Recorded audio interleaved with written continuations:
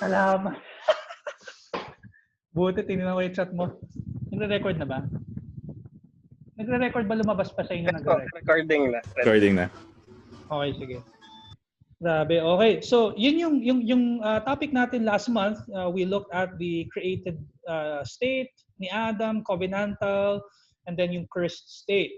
And then for tonight, we're gonna look at the major objection, hindi to plural, sorry, major or typical objection na meron, no, in history. Especially those who are from the camp of the New Covenant theology, or even doon sa mga hindi covenant theologians, for example, dispensationalism, they say that wala namang covenant si God kay Adam. So mayroong typical objection. No? I'm sure marami pang objections against covenant of works, pero merong isa, yun yung itatakal natin today. And then bibigay tayo ng basis, scriptural basis or scriptural arguments for a covenant of works. And then next na meeting natin, we're gonna look at siguro parang historical theology ng covenant of works. Specific lang sa covenant of works, hindi yung kabuuang covenant theology. Although we will have a separate topic about the historical theology of 1689 federalism many months from now, after ng basically pag natapos na tayo sa New Covenant of Grace, which is medyo mahaba-haba pa yon kasi dadaanan pa natin yung iba't ibang covenants. So, yan. Anyway, ayan. So, and then we're gonna look at yung paano nag-develop yung 1689 federalism, and then also ano yung tingin ng Puritans from their time up to kung paano yon, paano nag-develop into that Baptist covenant theology. Like sila, yung mga framers ng 1689 Confession of Faith. Basically, yun naman yung reason kung bakit tinatawag ng mga 1689 Federalists na 1689 Federalism yung understanding nila of covenant theology, because they believe that the covenant theology that they had now is the same as doon sa covenant theology ng mga framers ng 1689 Confession of Faith. Okay, kagaya ng Westminster Federalists.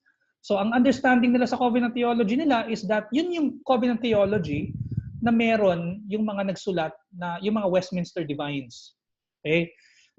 And then lastly, siguro we're gonna look at the theological differences. Ano yung covenant of works ng Pedobaptist? Basically the same lang with us. Ano yung covenant of works ng ibang NCT, kasi merong mga NCT na nag-hold sa covenant of works. So yun titingnan natin. Okay?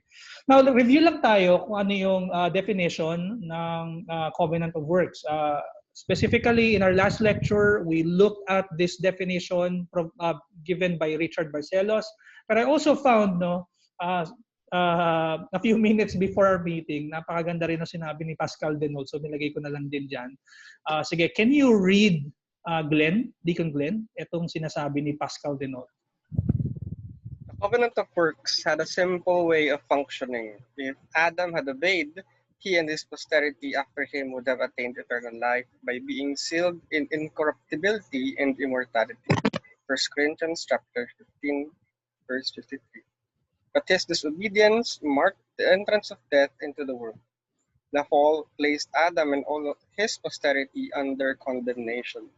The covenant of works was conditional and provided no way to expiate the offense in case of disobedience.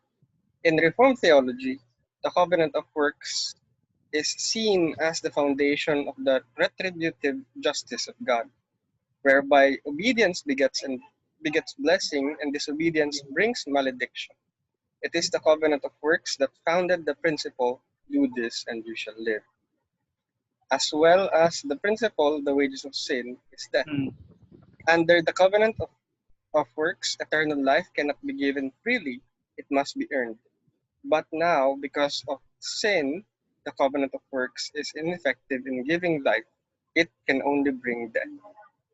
Yun. So maganda yung definition ni Pascal Denol. Actually very self-intuitive naman yung pagkakasabi niya, no.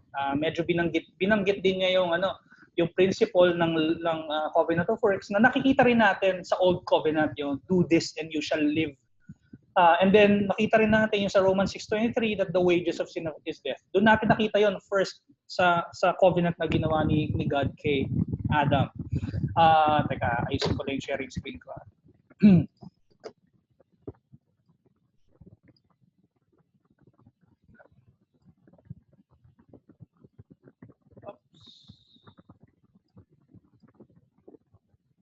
Okay, nakikita niyo pa rin, ano? Yes po. Okay. Sige, how about yung definition ni Richard Barcelos? Ito yung tinignan natin yung last lecture natin. Sige. By the way, welcome, Deacon Roden. Welcome, brother. Rinig mo kami? Ayun, baka hindi. Sige, Brother R.E., pwede mo bang basahin yung kay Richard Barcelos na definition? Okay po. The covenant of works is that divinely sanctioned commitment or relationship God imposed upon Adam in the Garden of Eden. Adam was a sinless representative of mankind, example, public person, an image-bearing Son of God. The covenant God made with him was for bettering of man's state, conditioned upon Adam's obedience with a penalty for disobedience. Here we have number 1, sovereign, divine imposition. Number 2, representation by Adam, federal headship. A sinless image-bearing Son of God. Number 3, a conditional element.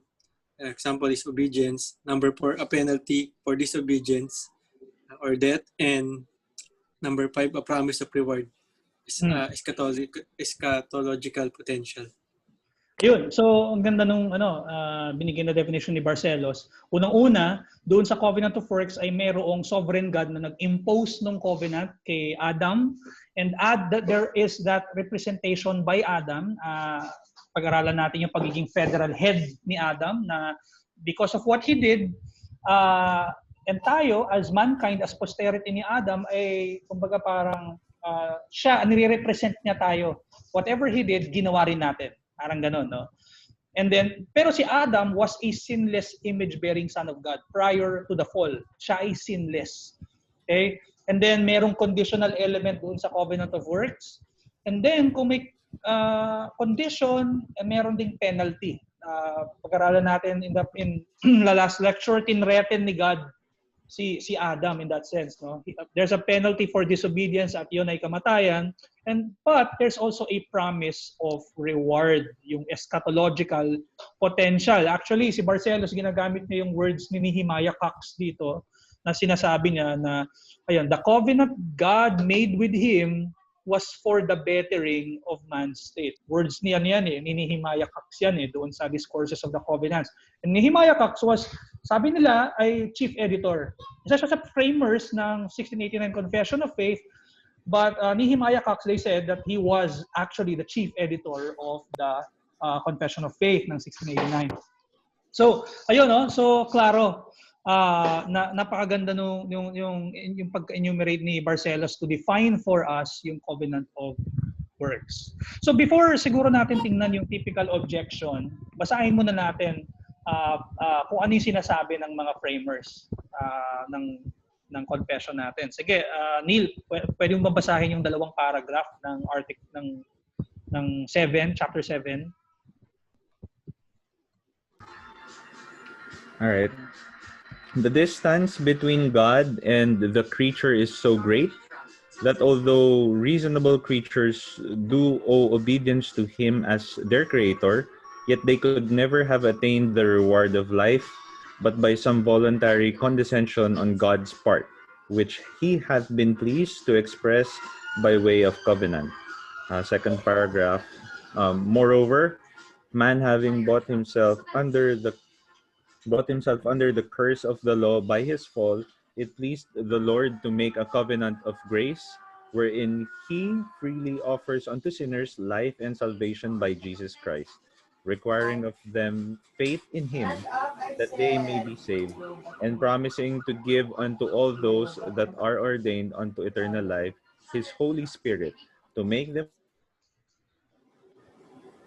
willing and to believe. Ayan, nawala na si Neil. Neil, siguro mamaya madalas kitang tatawagin kasi pag nagsasalita ka may background music. So parang Ang ganda nung ano. Anyway, makikita natin yung definitions ni Barcelos sa ni Denault na talagang pinagkuhaan nila sa Confession of Faith natin. Hence, 1689 federalism na naniniwala tayo na ito yung hinold na covenant theology ng mga particular Baptists ng 17th century. So yun, no? Now, marami nagsasabi na okay, walang covenant si God nung time ni Adam. And that is usually the typical objection nga, no? Ito yun, the word covenant kasi for them, as they said, wala naman sa Genesis chapter 1 and chapter 2. Even nga sa chapter 3, wala. No? So basically walang covenant of works. So yun yung mga sinasabi ng mga biblicists. Alam naman natin mga biblicists, no? Pag wala yung mga words doon, okay, hindi ito this does not exist in the scripture. Actually, sabi ni John Reisinger, isa siyang proponent ng New Covenant Theology. Again, ang New Covenant Theology, as mentioned in our first lecture, hindi siya technically monolithic na group. Kasi meron sa kanila naniniwala na may covenant of works, meron sa kanilang hindi. And isa si Reisinger doon sa mga hindi naniniwala. Sabi niya sa kanyang book na In Defense of Jesus, basahin ko na, covenant theology assumed that covenants were the key to understanding Scripture, and then discovered two covenants in Genesis: a covenant of works with Adam before he fell, and a covenant of grace with Adam after he fell. And a covenant of grace with Adam, dumoble pala. Neither of these covenants is found in Genesis or anywhere else in Scripture. Neither is based on clear textual evidence. Mas grabe pa nga yung comment ni Reisinger. Even yung mismong covenant of grace daw ay hindi makikita. I mean, if we follow that kind of thought na if the word is not there, then okay, wala to, hindi nag-exist to. Even the concept itself does not exist. I think ang typical na answer dyan is yung word na Trinity, na lagi naman, I think yun naman ng pang-counter sa mga biblicist approach, no? Yung Trinity, wala naman yung salitang yun, pero naniniwala tayo na meron. Bakit yung mga naunang councils ay na-formulate nila yung doktrina ng Trinity kahit na hindi naman nandun yung word na yun. So, pero meron tayong specific answers, no? And again, thank you sa... Daddy, small, ito.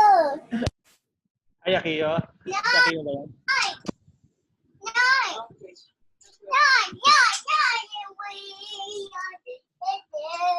Marami energy na kayo. Ay, Akiyo. So, thank you dun sa mga references natin. Hello, Akiyo. Hi. Hi. Take a nap na. You should be taking a nap na. Ha? Nag-dinner ka na? Nag-dinner. Okay. Join ka sa amin? Join ka sa amin? Okay. Sige. So, may answer tayo dito sa typical objection na to, no? That the word covenant, yung sinasabi, yung argument na since wala yung word na covenant doon, hindi nag-exist yung covenant theology, no, as a whole even. Again, salamat sa mga references natin like sila Barcelos, dito natin kinuha yon, even doon sa ang pinaka main resource ko for tonight's study is yung work ni Barcelos na Getting the Garden Right, na basically nasa isang libro din niya na Covenant of Works. So yun yung ginamit ko, no? So ang answer natin diyan is that ang tawag kasi doon yung mga ganung belief is word concept fallacy.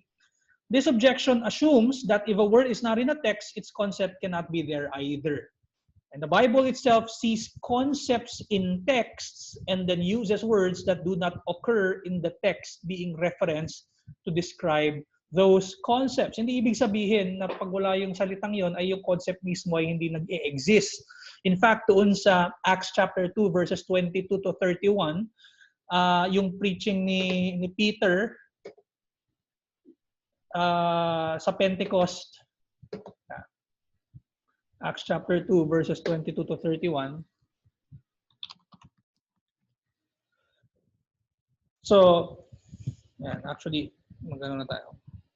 Dito banda. Dito yung part na to where he quoted Psalm chapter 16 verses 8 to 11. Basahin muna natin yung Psalm chapter 16 verses 8 to 11. So this is just a sample. No? Sabi ni David, I have set the Lord always before me, because he is at my right hand, I shall not be shaken. Therefore my heart is glad, and my whole being rejoices. My flesh also dwells secure, for you will not abandon my soul to Sheol, or let your Holy One see corruption. You make known to me the path of life. In your presence there is fullness of joy. At your right hand are pleasures forevermore. And Peter uses this psalm in his sermon. He quotes this psalm.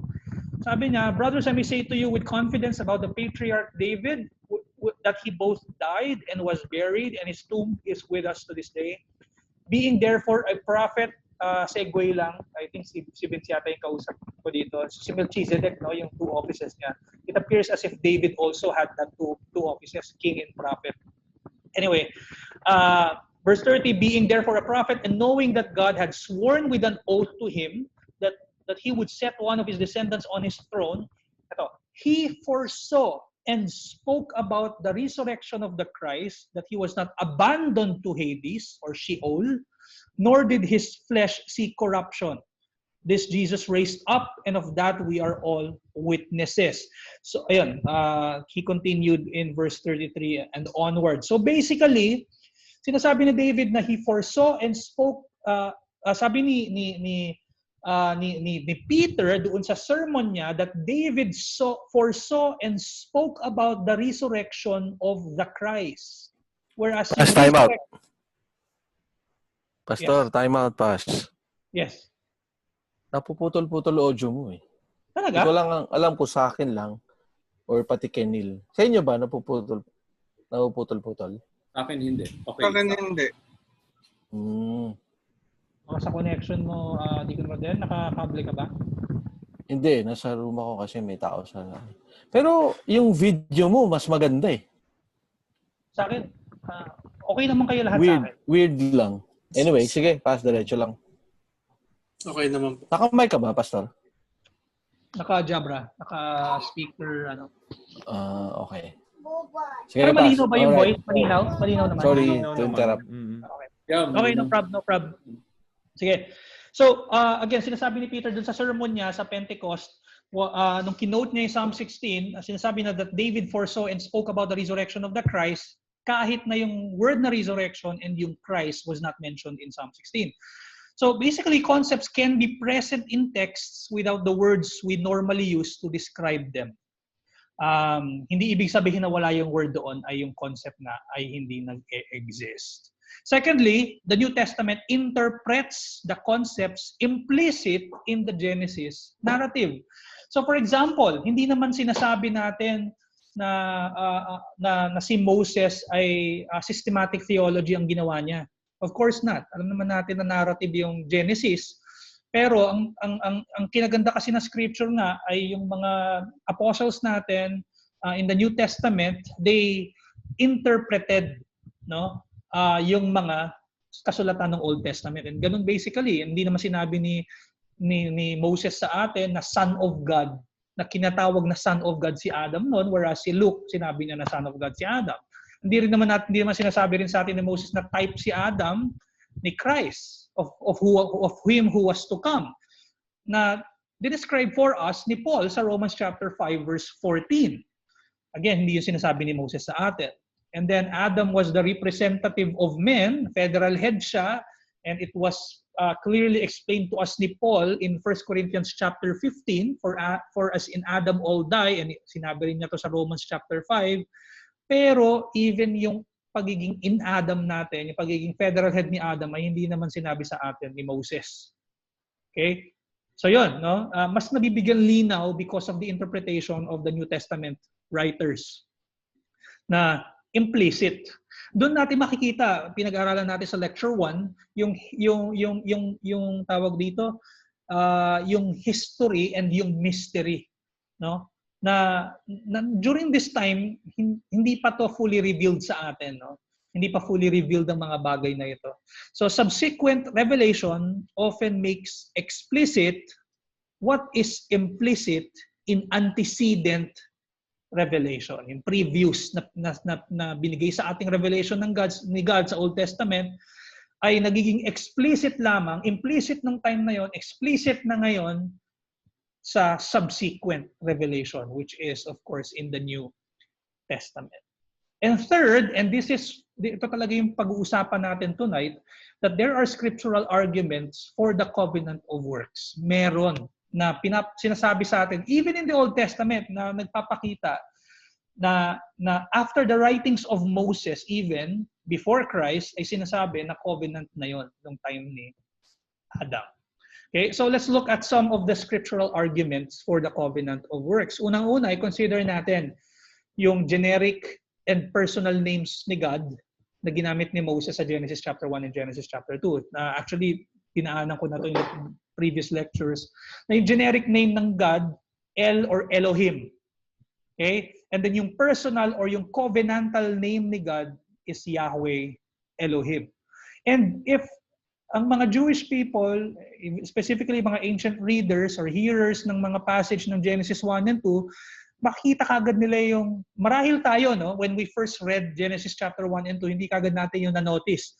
Pero for a Jewish person or someone in ancient times, they most likely have noticed the shift in language, a shift with theological and covenantal implications. Okay?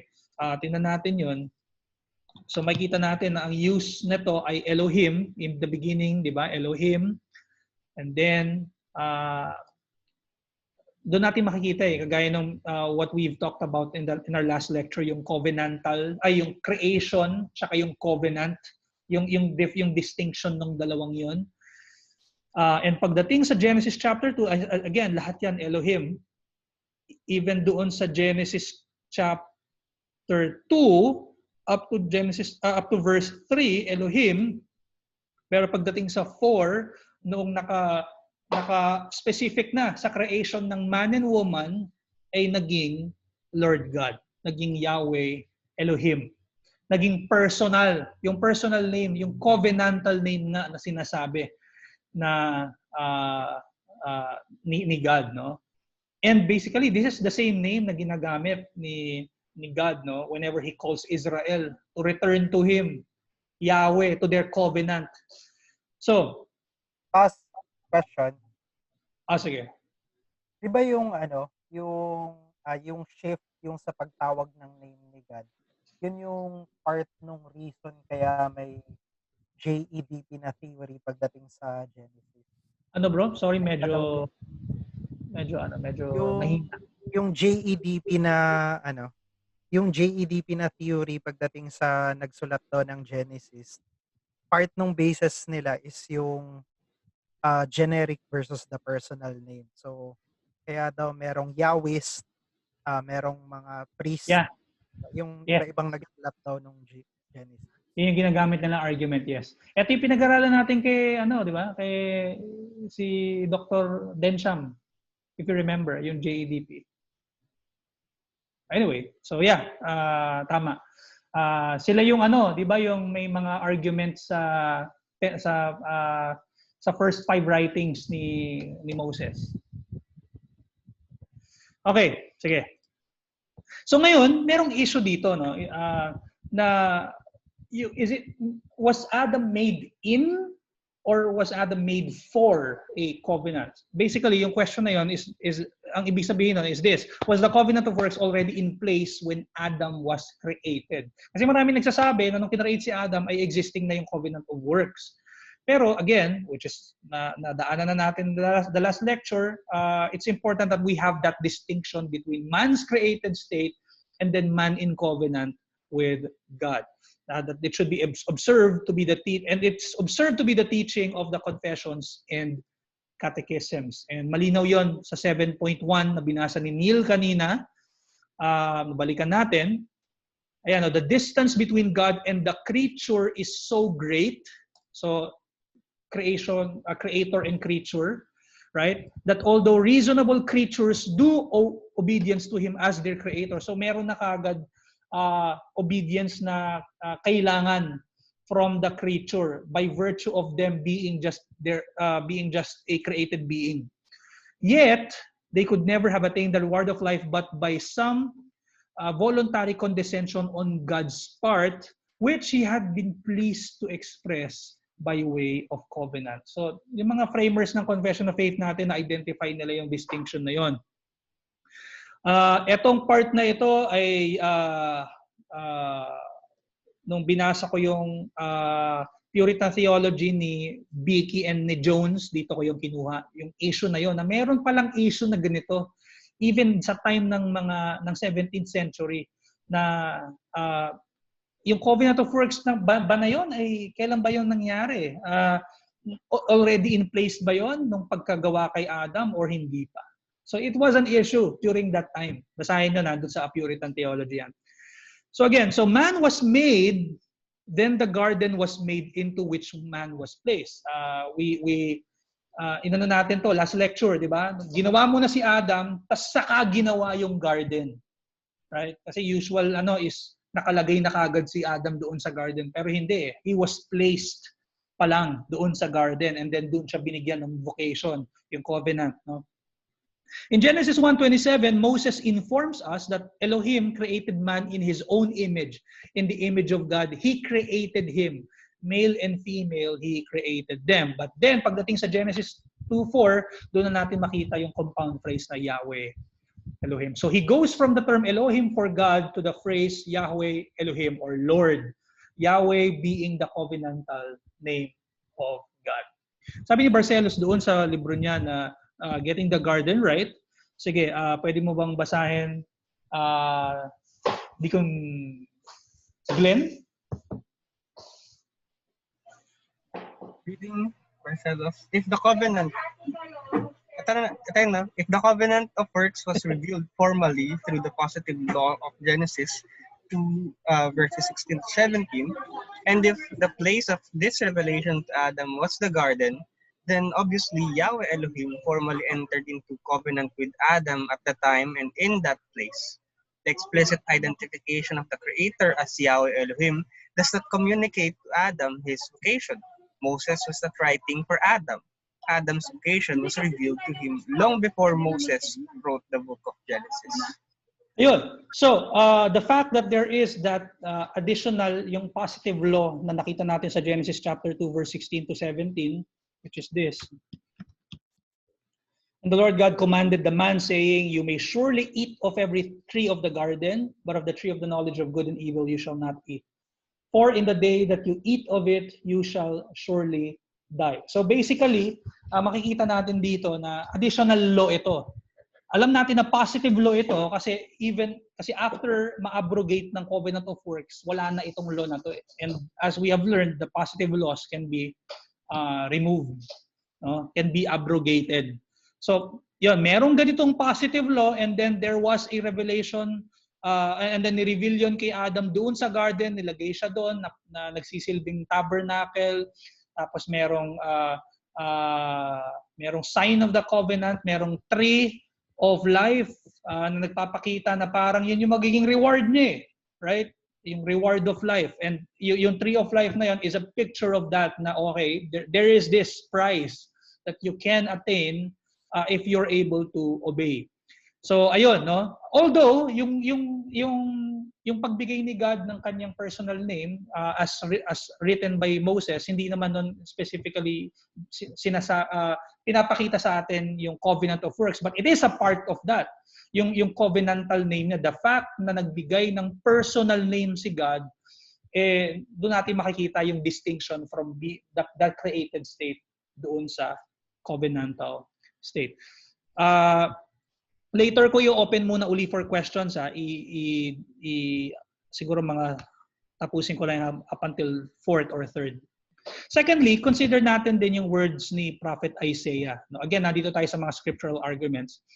Na sinasabi rito in Isaiah chapter 24 verses 5 to 6, the earth lies defiled under its inhabitants, for they have transgressed the laws. Now, anong law yun? Yung sinasabi ni Isaiah. Anong law yung pinopoint ni Isaiah dito that na-violate? Broken the everlasting covenant. And because of that broken everlasting, hindi natin pwede sabihin na, okay, probably Isaiah was referring to the Mosaic covenant. Hindi. Kasi, ito yung epekto, therefore a curse devours the earth, and its inhabitants suffer for their guilt. Therefore, the inhabitants of the earth are scorched, and few men are left. So, Isaiah was referring to that time of Adam in the garden na merong everlasting, ano yung word? Na sinasabi nila Reisinger or those biblicists na walang covenant. Ayan, yung subsequent revelation, pinapakita sa atin, ginagawang explicit kung ano yung implicit noong antecedent revelation. So it was an everlasting covenant as per Isaiah. Sabi ni A.J. Young sa kanyang commentary of the book of Isaiah, it must be noticed, however, that those who have frustrated the eternal covenant are not merely the Jews. Ito pa. So, alam ko naging question ito in the last lectures. We know that Adam indeed he has broken the eternal or the everlasting covenant. But as per E.J. Young, sabi niya, it's not merely the Jews, but the world generally. No? Kasi imagine mo, for they have transgressed the law, the earth, no? Kumbaga parang yung kabuuan. The frustrating of the covenant is something universal. For this reason, we may adopt the position that the eternal covenant here spoken of designates the fact that God has given His law and ordinances to Adam, and nakita natin yung federal headship ni Adam, and in Adam to all mankind. So very clear, there is that sense that Adam indeed broke the covenant of works, but as a representative of mankind, mankind also broke the covenant. Okay?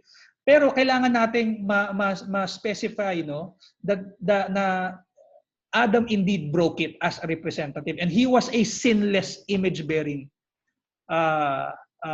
Isa sa kumbaga ni-bear niya image ni God, and he was sinless, pero tayo hindi tayo sinless. There is that sense na tayo ay we broke the covenant of works, pero hindi tayo yung nag-break ng covenant of works. I don't know if that even makes sense. Pero nakita natin sa sulat ni Isaiah na at least makita natin yung representation ni Adam. And there's that difference. So there's that sense that Adam indeed broke the pre-Adamic covenant of works, but as a representative mankind also broke the covenant. However, mankind, all post-Adam, was indeed not a party in the covenant of works. Hindi tayo talaga, hindi nakipag-covenant sa atin. I think that's the right thing to say. Hindi nakapag-covenant sa atin si God ng covenant of works. But in a sense that He is our representative, ganun din tayo. And mako-compare natin yung sa representation ni Christ sa atin. Right? Romans 6. Na itong siya'y namatay, siya'y nabuhay, ganun din tayo. No?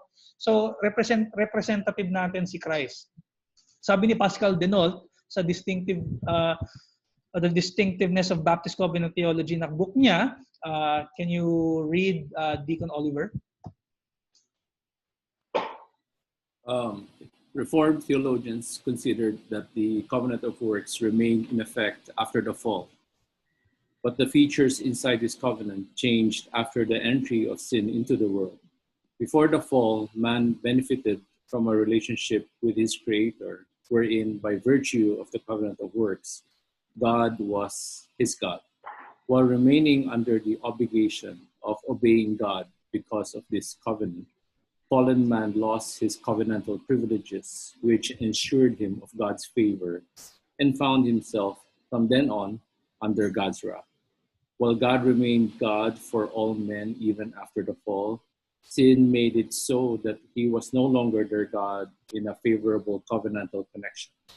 John Owen summarizes the Puritan conception of the covenant of works after the fall as follows: and man continued under an obligation to dependence on God and subjection to his will in all things. But that special relation of mutual interest by virtue of the first covenant ceased between them. All right. So, sabi ni Pascal Denault dito na in effect, yung covenant of works. So there again, there is that sense that we, as in Adam, broke that covenant, but ang difference is that yung mismong nature ng covenant of works does not apply anymore. Hindi na tayo sinasabihan na tayo huwag kumain doon sa tree of the knowledge of good and evil. Wala na yung nature ng covenant na yon. Pero yung curse nun ay under tayo, hindi na tayo, no? Kung Christians tayo, of course. Pero yung mga unregenerate ay under sila ng curse ng covenant of works. Okay? So yun, no? Thirdly, bago tayo mag Q&A. So consider the words of Prophet Hosea. So Hosea 6:7, but like Adam, like Adam, referring to the Mosaic naman ito, but like Adam, they transgressed the covenant. They dealt faithlessly with me. So, again, sinasabi ni Hosea sa atin na covenant yung meron doon kay God at kay Adam in the Garden of Eden. Both Adam and Israel broke a covenant imposed upon them by God. Both covenants were conditional, requiring obedience of those in the covenant to enjoy the benefits of the covenant. Okay? So, ayan, malinaw, no? Again, yung future revelation kay Hosea. And then sabi sa atin sa Genesis 2:17, but of the tree of the knowledge of good and evil you shall not eat, for in the day that you eat of it, you shall surely die. Ito yung conditional nature ng covenant of works ni Adam. And ito naman yung conditional nature ng Mosaic, ng covenant ni God with Israel. Now therefore, if you will indeed obey my voice and keep my covenant, you shall be my treasured possession among all peoples. For all the earth is mine, and you shall be to me a kingdom of priests and a holy nation. These are the words that you shall speak to the people of Israel. So yan, yung conditional nature pagdating sa Israel. So yeah, before tayo pumunta sa number 4, actually, mabilis lang ang lecture natin ngayon. Maganda kasi yung number 4 din, no? Meron ba kayong questions?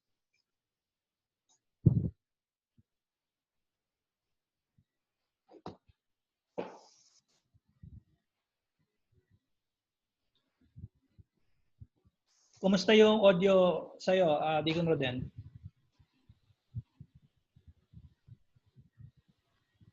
Talaga? Puputol-putol pa rin eh. Talaga? Sa iba naman, okay? Yeah, okay naman sa Yes po. So far okay naman. Pero yung video, malinaw eh. Tuloy-tuloy. Talaga? Nakakapagtaka eh. Ba't ganun? Yep. Si Gabe nandito na pala. Welcome, Gabe. May question ka ba? Wala, mas okay ako. Deacon Roden, may sasabihin ka? May question ka? Ako, Pastor X. Deacon Oliver pala. Yeah. So during that time, yung mga yung mga common Israelites, yung mga Jewish people, iniisip ko kasi sila eh, parang bombarded with the law, di ba? Na do this and live. So puro covenant of works. Hindi kaya yung dating sa kanila na I'm sure yung dating sa kanila na kailangan mag-obey ako, kung hindi mako-condemn ako. Wala akong salvation. Yung idea nila of salvation dati, hindi naman. Wala lang, inisip ko lang spiritual salvation ba? Parang hindi, no? Ang ini-aim nila is for them to be redeemed from slavery, mabalik sa kanila yung land, na magkaroon sila ng king, ganon. No? So, yun. What do you think about that? I'm just, I'm just speaking my mind. Right.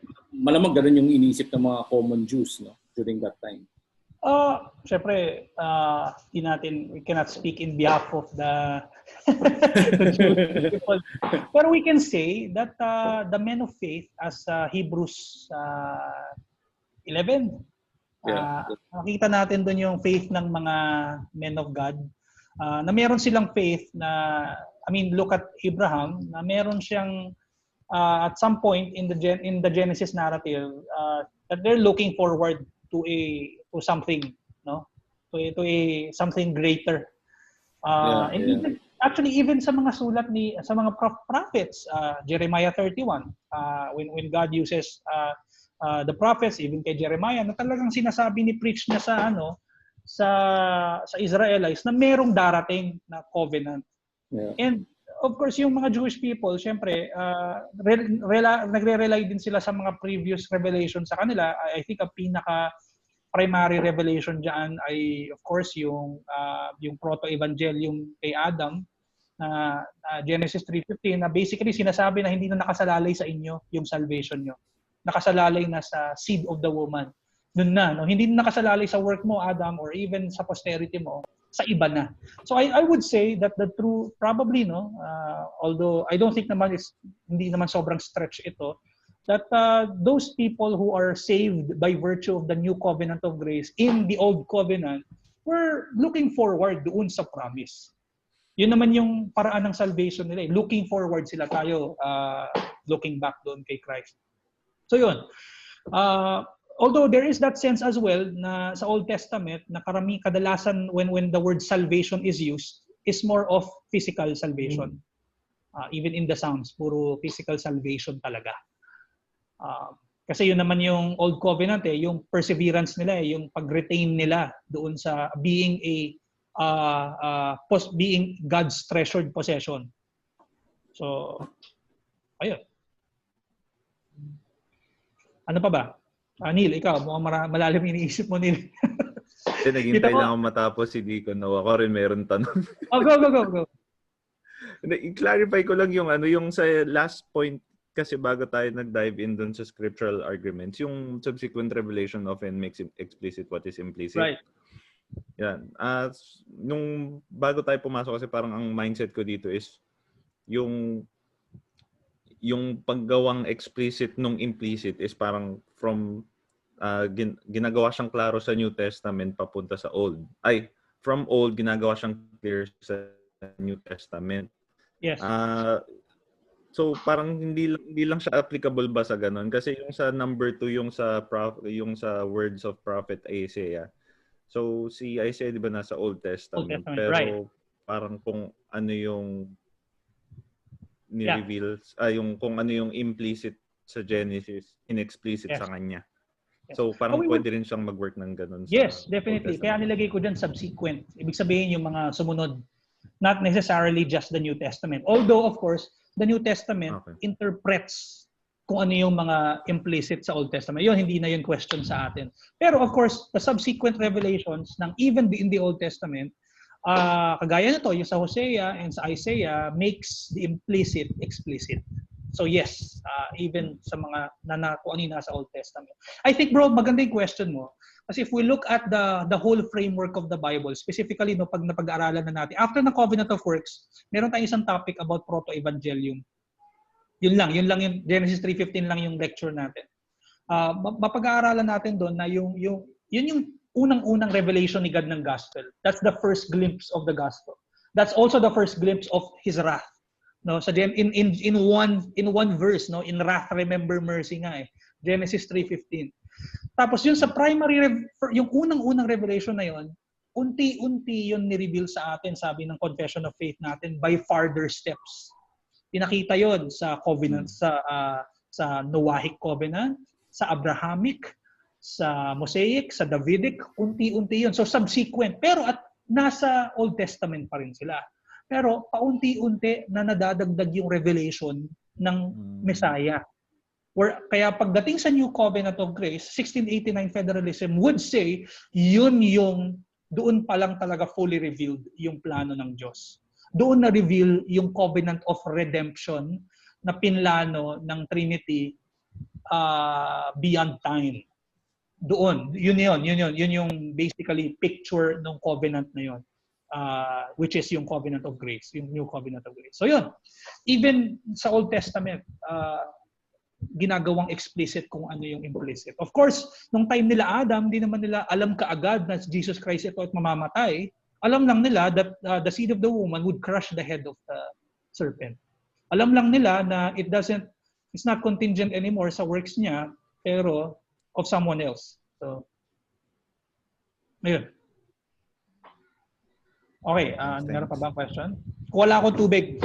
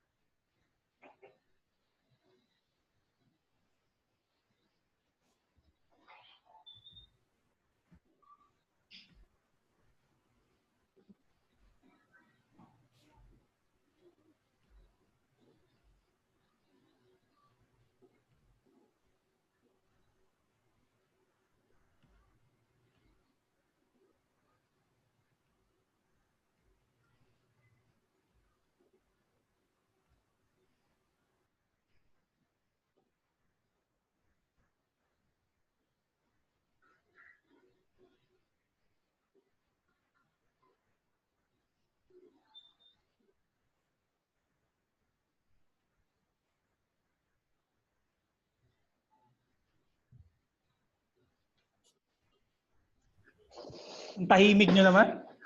Ay, tik.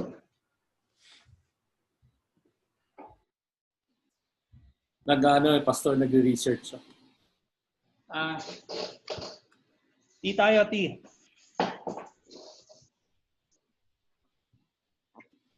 Ano yan, Sige. Pastor? Tea. Tea. Wow. Okay, sige. Wala na question? Bago tayo magsimula. Puritan paper box ba yung nasa background mo, Josh? Ano yan? Yes, pa. Ayos na. Saan nakuha yan? Sa Google? Kunwari, intellectual tayo. Okay, wala na question? Sige. Let's continue. Ako question lang. Lumalabas ba sa inyo na recording? Lumalabas, no? Yes, meron. Opo. Okay, salamat. Alright, sige. Let's continue. Number 4. Let us also consider why it is denominated the covenant of works. Tinawag na covenant of works. It's called the covenant of works due to the fact that it was conditioned on Adam's obedience or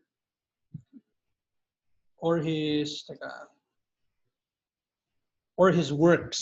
Sabi nga sa Romans chapter 5 verse 19, for as by the one man's disobedience the many were made sinners, so by the one man's obedience the many will be made righteous. The fact that the New Testament tells us that there is that obedience saka disobedience, disobedience specifically kay Adam, meaning na merong conditional, may condition na supposedly na nangyari nung time ni Adam. The opposite of disobedience is obedience. A legitimate synonym for obedience is works. For those who say na walang covenant of works nung time ni Adam. Now, meron ding issue. Ito rin ay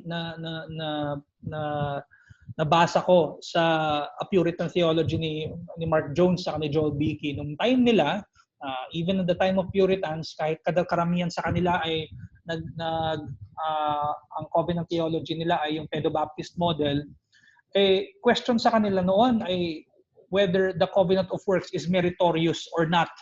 Meaning, could Adam merit anything before God in the garden?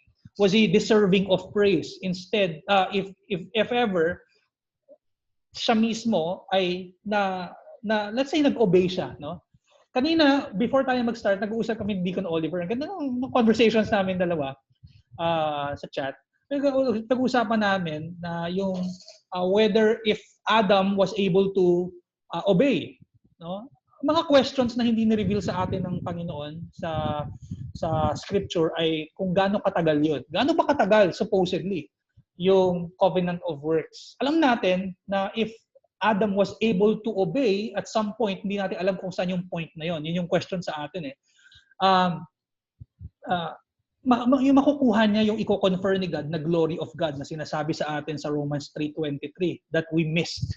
No? Pero hanggang kailan yun? Hanggang ilang obedience ba yun? No? Yun yung hindi natin alam at hindi ni-reveal sa atin ng Panginoon yun.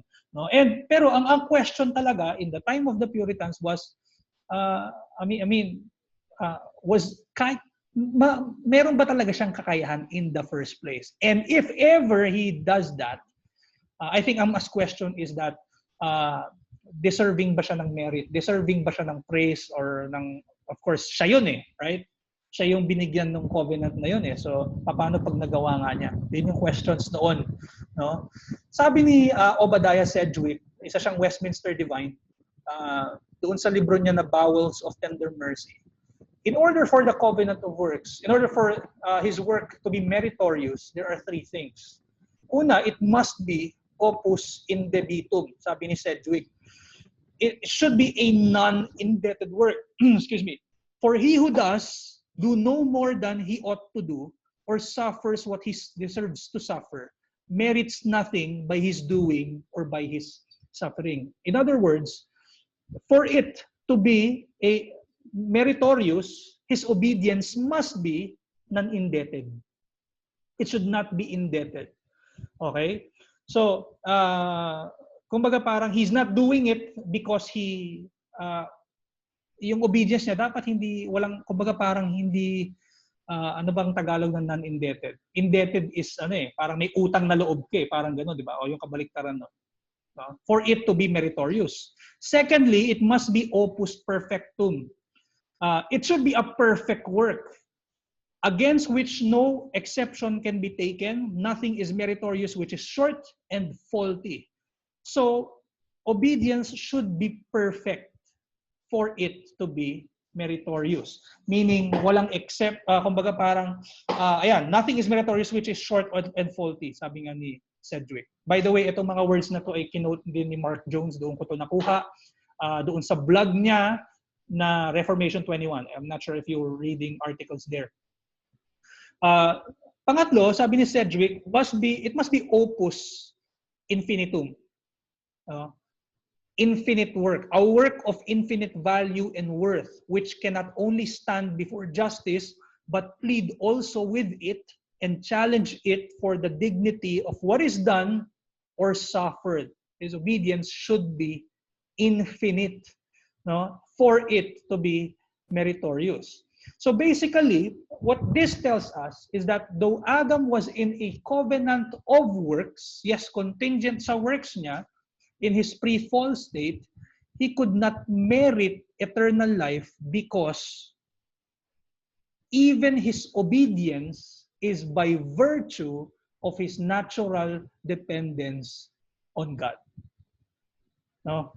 So, kahit na, even if he is obedient in that sense, Adam persisted in the garden by grace. So, ang alam natin as revealed to us by Moses is that hindi pa sila nagkakaanak, nagkasala na sila. Yun yung alam natin, hindi natin alam kung gaano katagal after they were created, kung ilang oras yun or even a day or whatever, hindi natin alam. Probably sa isang araw lang, Probably, I don't know, hindi natin alam. Pero the fact na nag-persist siya kung gaano katagal man yon as in his pre-fall condition, sabi ni William Ames, grace yun. Grace was not taken from him before he had sinned. Grace yun na nag-persist siya doon. In this sense, even the so-called covenant of works was an actual gracious covenant. Actually, ito yung argument ng mga pedobaptists, mga whether Presbyterians or independents or Congregationalists, those people who have a pedobaptist model covenant theology, ito yung main argument nila kung bakit even the old covenant is tinatawag nilang administration ng covenant of grace. Kasi nga naman, covenant of grace pa rin yun kasi tinanggal ni God ang Israel from the bondage, from dun sa bondage nila sa Egypt at nakapag-covenant sa kanila. So grace yun. Hindi tayo disagree doon. Pero we're talking about, kaya natin hindi tinatawag na covenant of grace ang old covenant is because iba yung nature ng old covenant. Iba yung substance niya. Hindi siya grasya in a sense na yung mismong covenant is not grace, law ang emphasis ng Old Covenant. Yun yung difference natin with them. Pero agree tayo na lahat ng covenants ni God, lahat, kahit Old Covenant, they are gracious in the sense na the fact that the Creator covenanted with the creature is already grace. Don't agree tayo.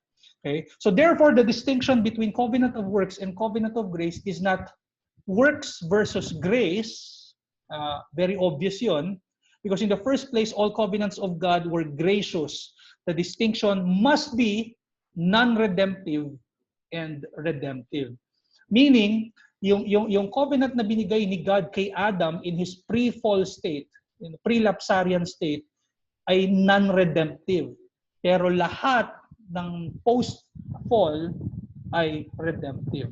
Even the Old Covenant, even yung covenant ni God sa Israel ay redemptive. May tatawag natin redemptive kasi pointing to Christ yun, pointing to redemption.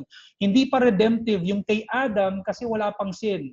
Wala pang redemption in that sense. So non-redemptive yun. Yun mas magandang identification yun. Although of course ginamit lang yung covenant of works and grace. In history mas ginamit yun.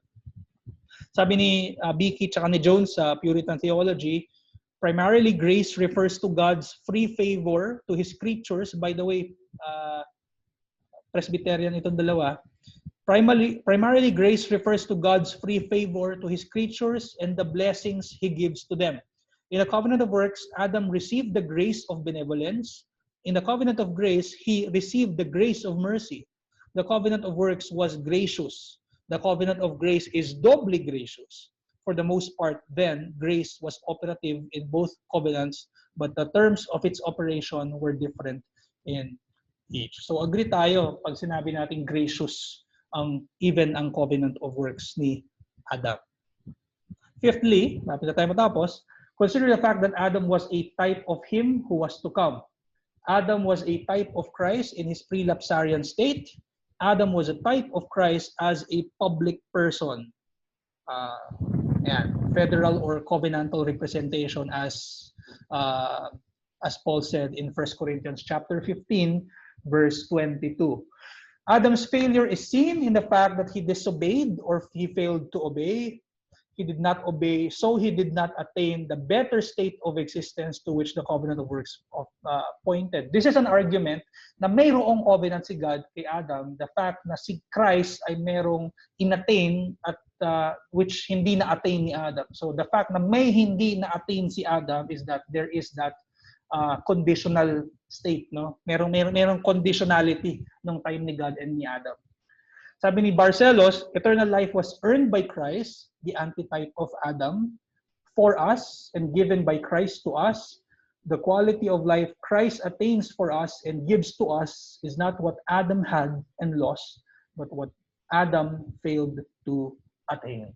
Okay? So very important yung fact na merong supposedly na ma-attain si Adam by his works. Sixthly, consider the fact that Adam fell short of the glory of God, something he did not possess via creation. So again, parang same lang ito nung fifth, no? Although mas specific ito doon sa glory ni God na hindi niya nakuha. So Adam was not created in a condition or state that could be called glory, and he fell short of it by sinning. Usually, and I guess ito yung kumbaga yung thinking natin when we talk about redemption, that God is going back to the order of creation doon sa time ni Adam, na binabalik niya nung kung ano yung before. Actually hindi. Ito yung argument ni Barcelos sa kanyang book na Better Than the Beginning. Yung papunta tayo doon sa state na mas better pa kay Adam. Hindi tayo longing doon sa pre-fall Adam. Longing tayo dun sa glory na hindi niya nakuha. Dun tayo papunta ngayon. Din yung ginawa ni Christ for us. Okay? Sabi nga sa Romans 3:23, for all have sinned and fall short of the glory of God. This talks about the glory that God confers and hindi primarily that He possesses. No? Kasi obviously as creatures, hindi talaga natin to possess if we're just talking about the glory of God as His glory, possession niya, na glory. Hindi, of course, hindi natin magiging pantay ang Diyos. Kasi yung by virtue of our creation creator-creature relationship, automatically hindi na natin makuha yon. Pero this talks about the glory of God that He Himself gives or confers to His people, which we have missed. Sabi ni John Murray sa kanyang commentary sa Epistle to the Romans, that refers to a condition, not to an action. Though, of course, the condition may arise from the absence of action which would have remedied or prevented the condition. Yun din yung sinasabi sa atin ng 7.1 na binasa natin kanina, na yun yung reward of life na sinasabi, or eternal life. So basically, makita natin sa New Testament, itong, again, yung the fact that Adam failed to do this, it means that there is that conditionality in time ni God and ni Adam. Basically, nung time ni Adam, meron ng eschatology bago pa magkaroon ng need ng soterology. That meron ng eschatological potential bago pa nagkaroon ng redemptive or nagkaroon ng proto-evangelium, nagkaroon ng gospel preaching si God. So, yun. Sabi ni Barcelos, the soterological, actually words to ni Voss, ni Gerhardus Voss. Yung nauna yung eschatology, saka bago yung soterology. Sabi ni Barcelos, ganda lang niya. No? The soterological strand of Scripture takes us to the eschatological or goal that was embedded in the protological nung umpisa, nung beginning. Okay?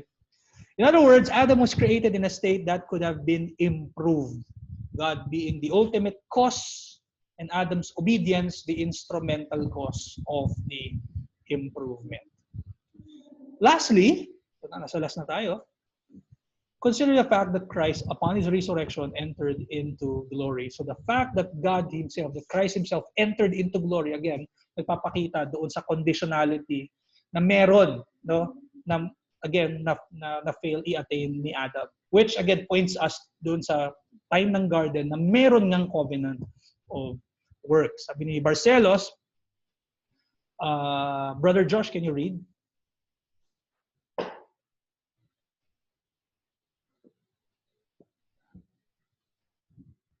Adam failed to comply with the conditions of the covenant God imposed upon him and brought with that the ruin of the human race. He fell short of the glory of God, a permanent state of existence in God's special presence, which he did not possess via creation. But here's the good news. Another came, the last Adam, our Lord Jesus Christ, who suffered then entered into glory at his resurrection, and who is the agent through whom many sons will be brought to glory, will also gain the glory of our Lord Jesus.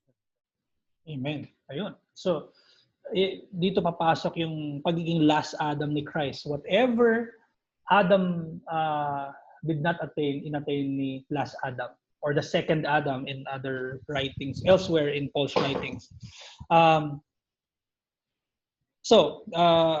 We fail to see, we fail to see the passive and active obedience of Christ if we fail to see the covenant of works in the garden. Basically, the covenant of grace was a covenant of works for Christ. Si Christ ang kumbaga, ginawa ni, nag-obey si Christ eh. Naging covenant of works basically kay Christ yon, yung covenant of grace. Mas pag-aaralan pa natin yan pagka naabot na natin yung covenant of grace. Pero yun ang nangyari, no? Kasi kung may covenant of works kay Adam, most especially kung last Adam si Christ, meron siyang sinunod. Yun yung covenant of works niya. And yung covenant of works niya is basically covenant of grace. So, sabi ni Jeffrey Johnson sa kanyang book na Kingdom of God, Christ alone is the fulfillment of the promised seed of the woman. Christ alone is the fulfillment of the Abrahamic covenant.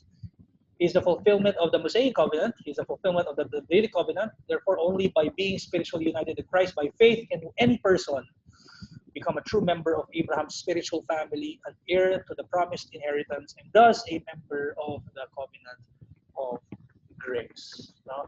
So, in defense the covenant theology sa mga sinasabi ng na tawag dito ng ibang dispensationalists na hindi si Christ or hindi lang si Christ ang fulfillment ng mga ibang covenants. Basically, we say na si Christ talaga, Christ alone is the fulfillment of these things. Na by further steps, God covenanted with His men of faith, with His people, kasama doon physical Israel, to basically to reveal to us kung sino yung fulfillment niya ng lahat ng promises niya, ng covenants niya, and that is Christ alone. So yun, that ends our topic, our lecture tonight. No? Napakabilis ng lecture natin ngayon. Anyway, may questions kayo? At by the way, ito yung ating references tonight. May questions ba kayo? Naalala ko, Pastor, yung may nagsabi, di ba? Basically, we are still saved by works. Yes, works ni Christ. Yep. Works ni Christ, yeah. Yep. So, yung question, maybe advice sa amin siguro. Kasi this knowledge, yung truths nito, is very helpful when you talk to someone who has questions about Genesis, yung creation account, and even why the existence of evil. Diba? Usually, ganun yung mga apologetic na What would you advise?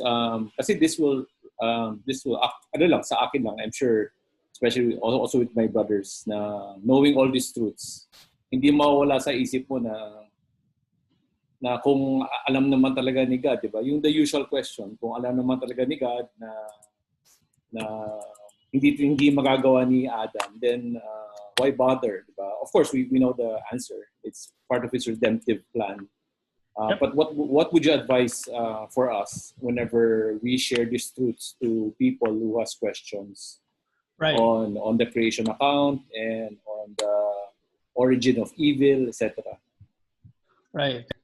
Bro, maganda yung question mo, no? Yun yung usual question sa atin, no? Kung hindi alam naman ng Diyos na hindi magagawa din ni Adam or bakit pa niya inalaw to. Usually, ang diyan is kung point mo sila sa siguro kung scriptural ang basis na of course yun dapat, no? Romans 9, yung sinasabi doon na nag-prepare si God for destruction, vessels of wrath prepared for destruction. Verse 23, in order to make known the riches of His glory for His vessels of mercy which He has prepared beforehand for glory.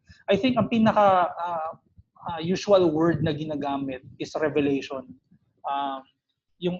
Yung attributes ni God, hindi natin siya makikilala yung with all of His attributes. Of course, as created beings, even na kapag dumating tayo sa glory, hindi natin fully comprehend pa rin yung mga bagay na yun.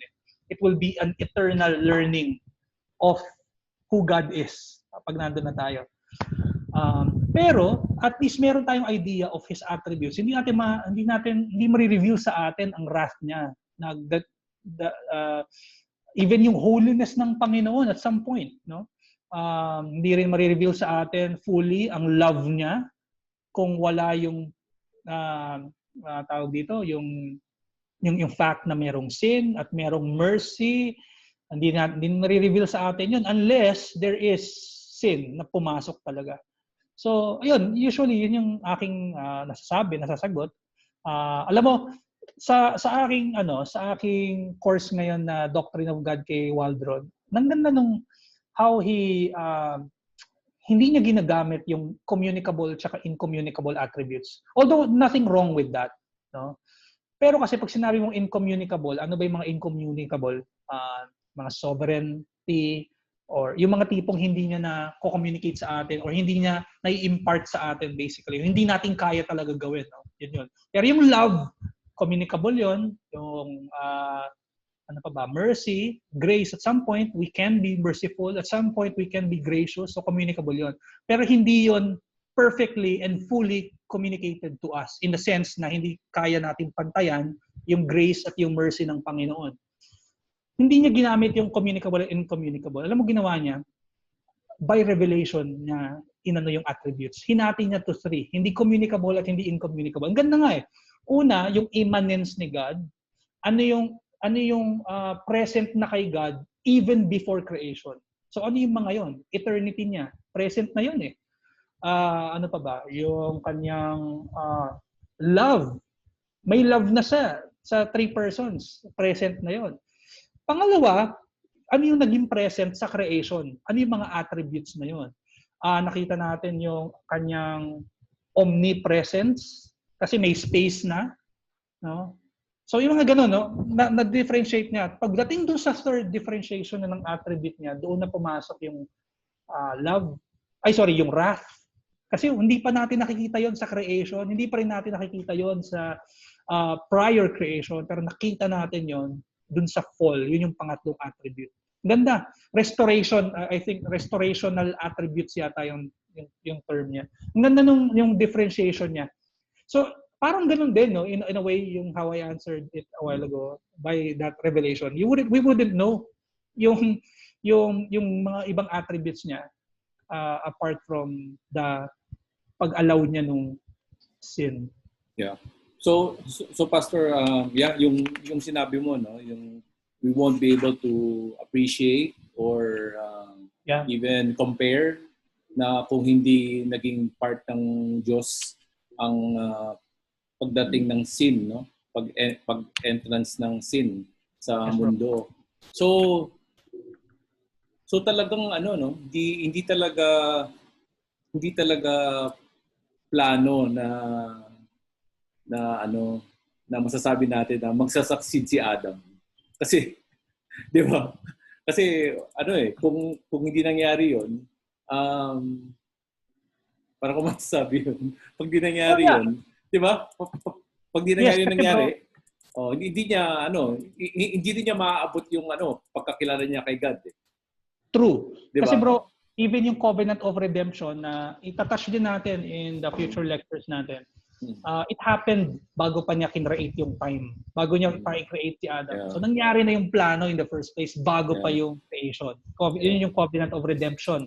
Na by the way, in history marami nag-reject doon sa covenant, sa existence ng covenant of redemption. Maraming Reformed theologians. Okay. So anyway, yun. I would say na yes. Yeah. Pero I would be very careful kapag kausap ako. And I'm gonna use siguro mga scriptures para at least merong Hindi lang puro logic and philosophy. Bro. Yeah. And ito, sorry, last na is go. Nakalimutan ko. Biglang nakalimutan ko. Sige, next na. Pag naalala ko na lang. Naalala mo ulit. Sige. Pag naalala ko. Okay, ano pa ba? Questions. Hinahanap ko yung yung lecture ko nung kay Waldor na. Ayun, Immanent in God, manifested in creation, that's the second, and those attributes revealed in restoration, tatlo. Immanent in God, manifested in creation, revealed in restoration. Yeah, so ito naalala ko na. Nung di ba marami nagsasabi na si Adam eventually realized that he believed, no? That's the reason why I think one of the commentaries said that kaya niya binigyan ng pangalan si Eve dahil naniwala siya dun sa promise. Nagkaroon kaya siya ng realization kasi he's very different from us, no? Na experience niya both yung kanyang yung pagiging being sinless and being sinful. Na-realize na kaya na purpose talaga to ni God para lalo ko siya makilala. Hindi ko alam. Hindi alam. Hindi natin masasabi yun. Although we can say that we can probably say to assume. I don't think it's stretch also na nag-stretch tayo. That there are revelations of God kay Adam. Meron ni-reveal si God kay Adam na probably hindi na nasulat ni Moses.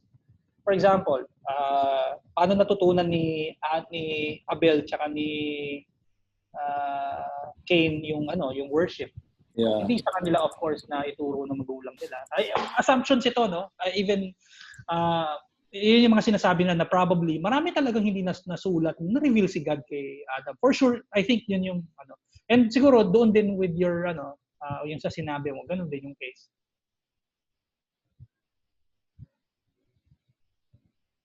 Ako I believe na wala ako save si Adam. Oo. Ako din naniniwala ako na save siya. Yeah. Although unfortunate lang sa kanya na na yung mga unregenerate pinapangalanan sa kanya in Adam. Pero ako, may paniniwala ako na saved siya. I mean, yun nga, no? Yung sinabi mo, yung pinangalanan niya si Eve after the fall, life giver. Or Naniwala na siya eh. No? Parang may faith na may parating. Yeah. Sabi pa ng iba, probably akala nila si Cain yun, yung unang labas ni Cain. Ako, hindi ko alam. Hindi naman natin Okay, thank you. Ayos. Ano pa ba? May questions or any additions, guys? Or anong natutunan nyo sa topic sa lecture natin tonight?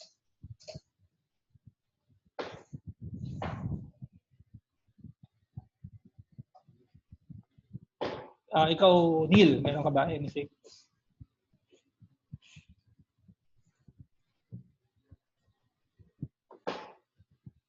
Meron ka ba, Neil?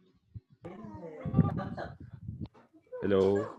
Yes. Ako wala namang nothing to add naman.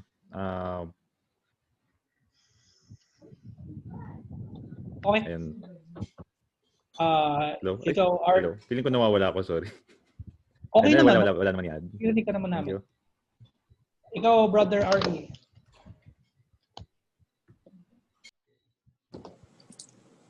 Ay, Pax. Ako, na-amaze lang ako. Sobrang incomprehensible yung redemption. Nakaka-mind blown. Kasi sobrang tragic na nung fall eh. Tapos, parang wala nang way para ma-restore pa yung relationship. Biglang, andun yung, na pala. Alam mo na yung gagawin niya lahat. Parang, wow. Yeah. Plano na niya before pa mangyayari yung creation. Ano pa ba? Naka-share ba yung screen ko? Hindi na, no? Hindi na, pass. Okay. Sige, ano pa ba? Ikaw, Glenn. Hindi na. Ano pa ba? Anything? Or anything? Wala naman po. Okay.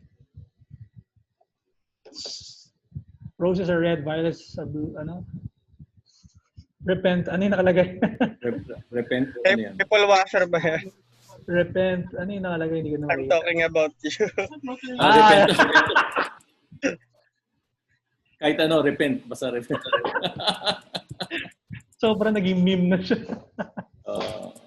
Anyway, ayun. Ikaw, Brother Josh, meron ka ba anything or to add? Wala namang question, Pass. Okay. Ikaw, Gabe. Wala naman, bro. Pero agree ako na saved si Adam. Okay. Deacon Rodel? Pass. Medyo kanina, sobrang putol-putol dun sa part ni yung number 2, Isaiah 24:5-6.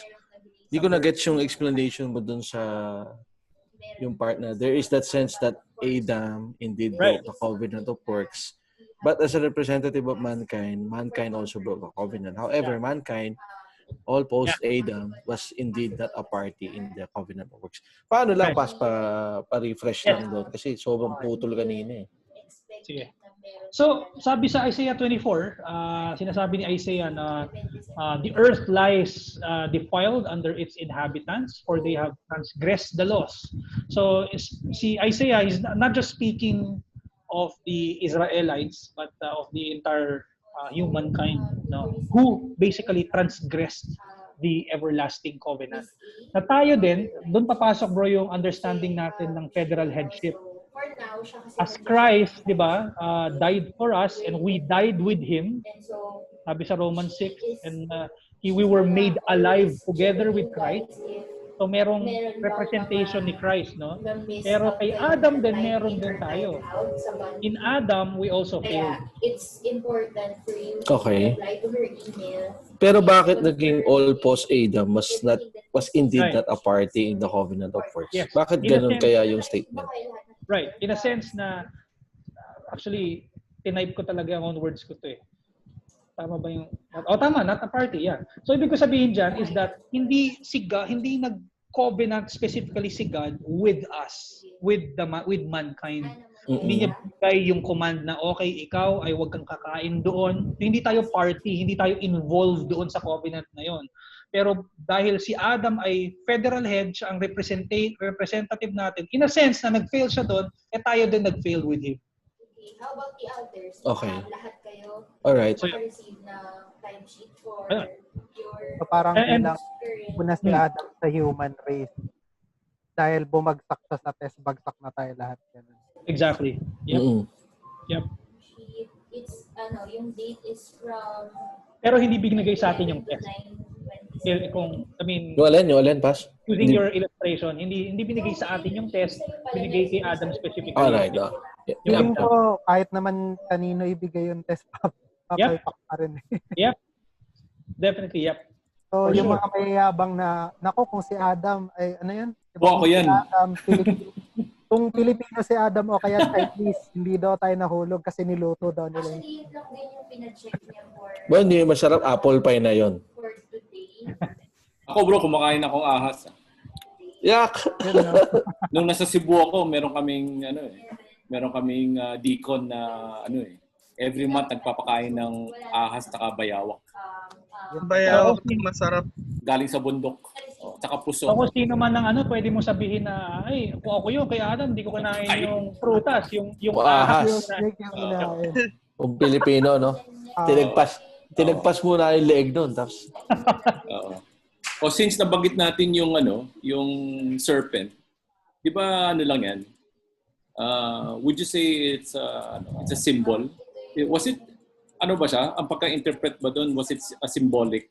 Was it, we all know that it was the devil. Diba? Di ba siya literal na ahas? Literal, yes. Literal siya. Din siya kung bakit nga daw nagpo-crawl yung ahas. Part yun ng pala. Sinabi rin sa Revelation. Yeah. Actually, So, dragon ang tawag sa kanya. Kasi may paa pa siya nun di ba? Sabi kasi nawala. Pero first sa kanya yun First sa kanya yung magko-crawl siya right? Yeah. So it was assumed, kahit nga si John MacArthur, he says na probably hindi siya nagko-crawl before. The fact na ang first niya ay nagko-crawl na siya. Pero, Teresa wanted to naglalakad dati yun. this patient Parang Komodo dragon. 11 p.m. natin na time. bro, sa Ninjago, mga serpent naglalakad. There are any questions? Ninjago. Oo. Lego. Tama. Kaya pala ganun yung ni Akiyo, Ninjago pala. Ang hilig niya doon, bro. Laging may sigaw doon Talaga ba? Pag nagka-transform sila, tapos pagkalaban sila. Ano pa ba ang questions or any additions na gusto niyo pwede natin mapag-usapan? We will familiarize ourselves with the situation of the patient. And so, busy ni Vina. Sabi, Night shift yan si Ate Vince. Night shift ba si Vina? Training kasi siya Ano pa ba? Mga natin, questions. Pwede ba makikita ng libro kay Joshua? Kaya umabot ko. Pastor, sa kayo nakakuha ng book ni Renian? Amazon? Sige. Alin ba ito? Mystery? Yun. Amazon yan. The Mystery of Christ. Hindi ko lang kung apat yata ang murder niya. Amazon yan. Amazon. Hindi ko nandun. Ito binili ko sa sa Puritan Project. Getting the Garden Right. Yan. Nakita ko yan. Yeah. Tapos meron akong ni-reserve sa kanila sa Puritan Project. Yung kay Nehemiah Cox. Wala pa. Hindi pa tumarating. Ayun. Ano yun, Pas? Yung Covenant Theology ni Nehemiah Cox? Yung may commentary ni Marcelo. John Owen, yes. John Owen and Nehemiah Cox basically. Pinagsama nila. Ang kasi doon, ang thesis ng librong yon is that Nehemiah Cox being the chief editor, sabi nila, Confession of Faith ng Second London Baptist Confession of Faith, na pareho kumbaga, ang ginagamit kasi nila ng Nehemiah Act in defense doon sa mga Pedobaptist ng time nila ay isang Pedobaptist din, si John Owen. Sinasabi nila na covenant theology na daw ni John Owen ay totoong Baptist. Yun yung nandun sa book na yun. Yan. Walang commentary yan, Glenn eh. From Adam to Christ. Meron din ako e-book niya, kaso mas maganda yung libro. Kaya yun. Mas ma-highlight tsaka masusulatan. Merong commentary ni Barcelos. Sa huli. Nasa huli ba? Alam ko nasa huli. Nasa huli. Okay, ano pa ba? Ano pa ba? Anything? Questions? Let me know if okay sa Ano inyo. ba? Sige, yun lang naman, brothers. Sana?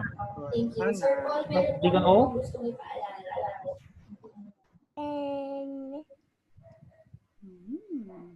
Questions? Wala na? Ikaw, di ka Okay lang. Okay lang, Pastor. Okay. Alright, sige. Pwede na tayo mag-pray siguro. Bye-bye din, Vina. Wow! MSN. MSN. Sige. Sige. Deacon Glenn, pwede ka mag-closing prayer ulit. Yes po. Lord Heavenly Father, we thank you, Lord God, for allowing us to have this study session, Lord, regarding your covenant, Lord God.